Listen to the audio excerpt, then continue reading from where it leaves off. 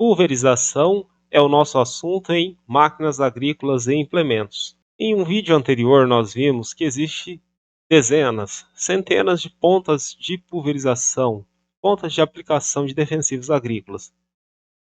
Mas quais os critérios para se selecionar uma ponta de aplicação?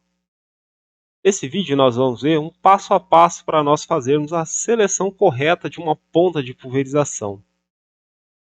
Como primeira parte desse nosso passo a passo, inicialmente é necessário conhecer qual o produto que nós estamos fazendo a aplicação, que desejamos fazer a aplicação.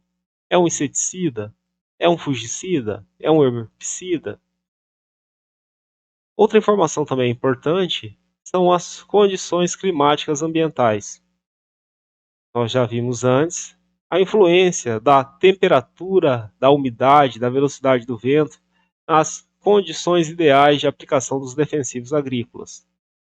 Também nós vimos a necessidade de se ter conhecimento sobre o alvo da aplicação, que pode ser o solo, pode ser a planta, pode ser o inseto. Também, sendo necessário, importância, ter um conhecimento sobre a densidade da copa, a serosidade da folha. Lembrar que as plantas produzem um efeito guarda-chuva, facilitando, é claro, que talvez uma quantidade maior de produto pode ser aplicado sobre o dossel e não na parte inferior da planta. E é claro também saber se a aplicação é em área total ou então uma aplicação dirigida. Tendo o conhecimento sobre essas informações básicas, sobre a forma de aplicação, sobre o tipo da aplicação, nós vamos fazer a definição sobre a classe de gotas que deve ser especificada. Para isso, nós temos que saber, por exemplo, se nós vamos fazer a aplicação de um herbicida, de um fungicida ou de um inseticida. Se for, no caso, de uma aplicação de um herbicida pré-emergente ou pós-emergente sistêmico, nós sabemos que normalmente nós vamos utilizar gotas grossas ou muito grossas para atender essa especificação de uma aplicação de um herbicida pré-emergente ou pós-emergente sistêmico. Em casos em que você vai fazer a aplicação de herbicidas de contato, fungicida, inseticidas, a especificação que é recomendada é se fazer uma aplicação com um espectro de gotas de tamanho médias ou finas, um espectro de cobertura de aproximadamente ou menor que 50 gotas ou maior que 50 gotas por centímetro quadrado. Então essa é a especificação almejada. Lembrando também que em condições de temperatura e umidade relativa favoráveis, pode ser aplicado gotas de menores tamanho. E quais são essas condições favoráveis de temperatura? Nós vimos também que essa condição fala de uma faixa de uma temperatura de 7 até 30 graus e uma umidade relativa do ar favorável numa faixa de 50 a 90% de umidade relativa do ar. Porém, em condições desfavoráveis de temperatura e umidade relativa do ar, é recomendável que seja aplicado gotas de tamanhos maiores. Depois que nós fazermos essa especificação sobre a definição da classe de gotas desejadas, nós vamos para um próximo passo, que é a definição do tipo de ponta. E existem dezenas, diversos tipos de ponta.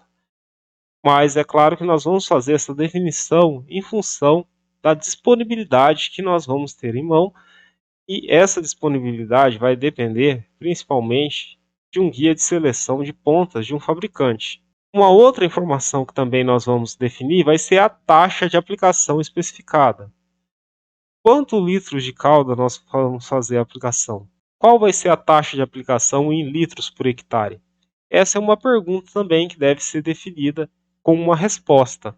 Feito isso, tendo essa informação sobre a taxa de aplicação, é possível se fazer a observação sobre a velocidade de deslocamento. Essa velocidade de deslocamento influenciar, é claro, na taxa de aplicação.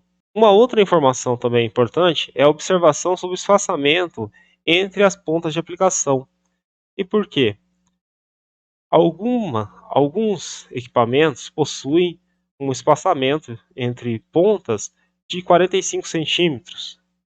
Já outros equipamentos têm um espaçamento maior, 70 centímetros, ou então de 50 centímetros. Pode ser que seja ajustável esse espaçamento entre as pontas de aplicação. Então é necessário também fazer essa observação. Por quê? Porque nós vamos ter uma influência na quantidade que vai ser aplicada, em função do espaçamento entre os bicos. Por quê?